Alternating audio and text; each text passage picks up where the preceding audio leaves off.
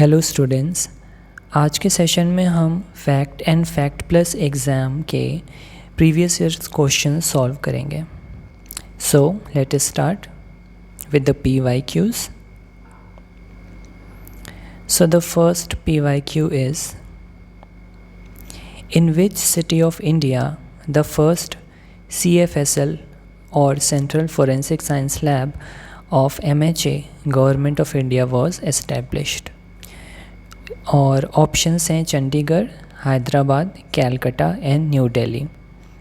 तो हमने history of forensic science में पढ़ा है कि लैब्स का डेवलपमेंट कब और कहाँ स्टार्ट हुआ था। तो जो सबसे पहली सेंट्रल फोरेंसिक साइंस लैब बनी थी इंडिया में, वो बनी थी कैलकाटा में, right. So the correct option will be Calcutta. Calcutta में कौन से ईयर में बनी थी? So the first CFSL was in Calcutta in 1957। Alright, इससे रिलेटेड कुछ और डेटा हैं जो आपके लिए इम्पॉर्टेंट है याद रखना। जैसे कि सेकेंड FSL जो बनी थी वो इसके 10 साल बाद 1967 में बनी थी हैदराबाद में। देन जो थर्ड CFSL है वो बनी थी दिल्ली में आफ्टर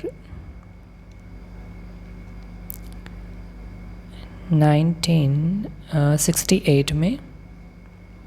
देन जो फोर्थ CFSL है it was established in Chandigarh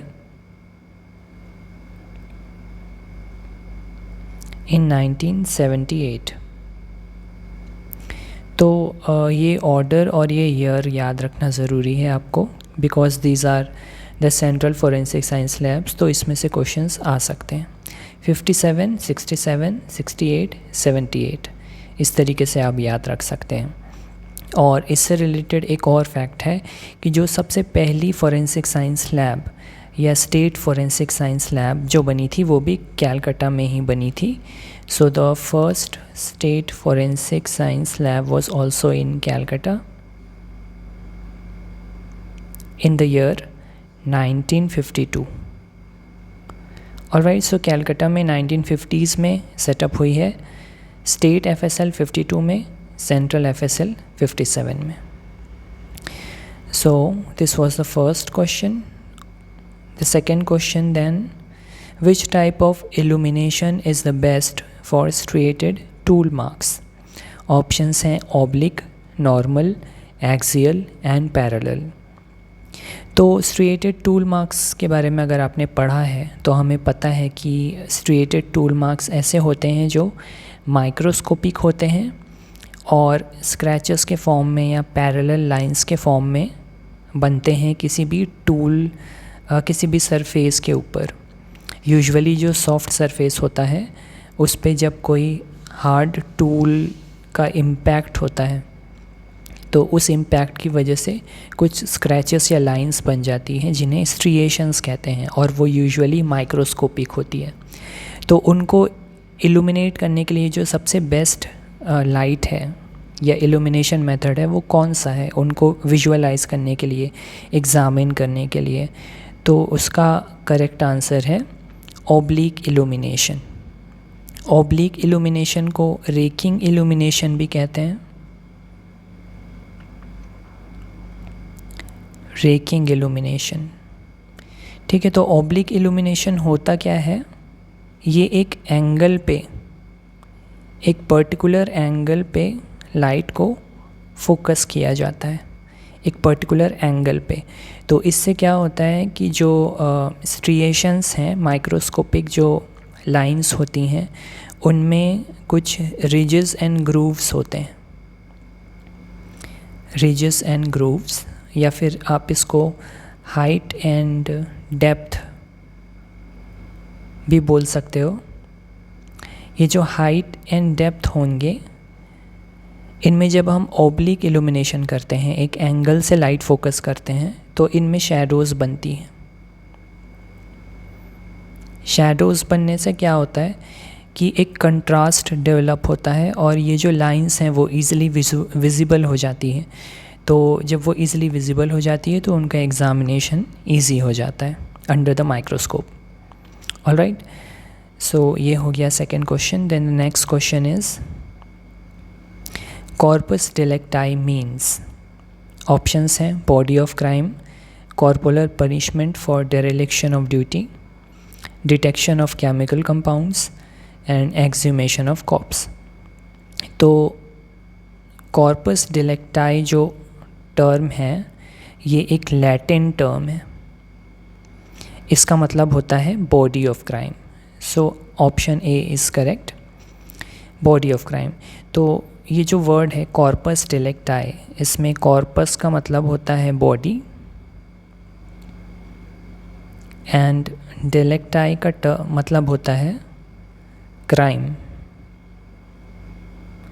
तो ये जो फ्रेज़ है बॉडी ऑफ क्राइम या कॉर्पस डेलिक्टी, इसका बेसिकली मतलब ये है कि अगर किसी को क्राइम के बेसिस पे कन्विक्ट करना चाहते हैं जो प्रोसिक्यूटर हैं वो, तो उनको एक इंडिपेंडेंट एविडेंस प्रेजेंट करना होगा जो ये इस बात का प्रूफ होना चाहिए कि उस इंसान ने या उस क्रिमिनल ने, सस्पेक्ट ने वो क्राइम कमिट किया है।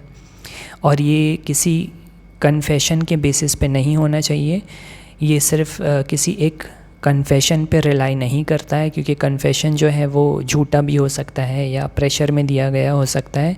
इसके लिए एक इंडिपेंडेंट एविडेंस की ज़रूरत होती है जिसके बेसिस पे उस सस्पेक्ट को कन्विक्ट किया जा सके। फॉर एग्ज़ाम्पल, अगर कोई थेफ्ट का केस है तो उसमें एविडेंस प्रूव करना पड़ेगा कि कोई जो प्रॉपर्टी या जो मटेरियल है उसकी चोरी हुई है, ना कि वो बस ऐसे ही मिसिंग नहीं है, उसको किसी ने चुराया है, तो उसका एक एविडेंस होना चाहिए।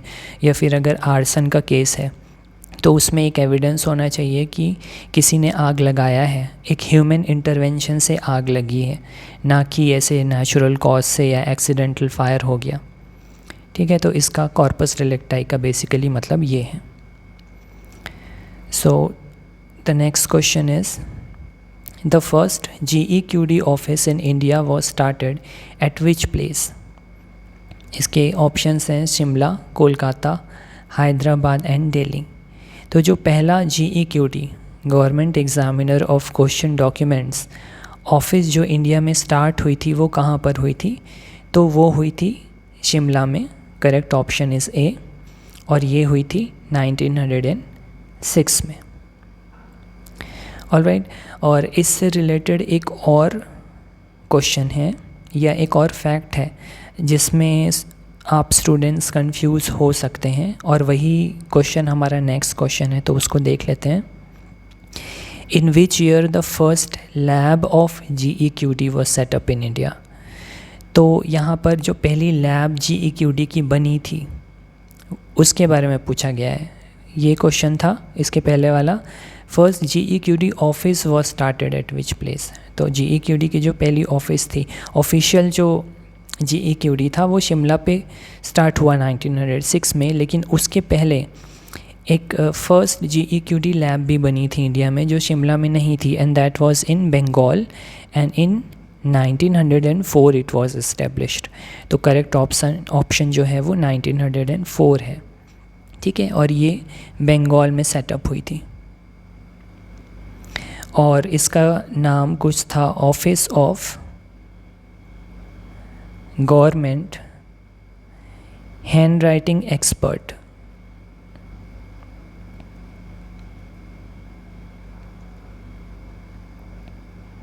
ये इसका इनिशियल नाम था, office of government handwriting expert.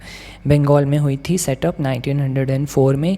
Letter इसको शिफ्ट कर दिया गया था शिमला में इन 1906, और वहाँ पर ऑफिशियल GEQD की ऑफिस फिर एस्टेब्लिश हुई। तो ये 5 PYQs थे जो कि पहले आ चुके हैं फैक्ट के एग्ज़ाम में। इसी तरीके से हम और भी PYQs डिस्कस करेंगे आगे के वीडियोस में। So please like, share and subscribe for more such PYQs and stay tuned. That's all for this session. Thank you.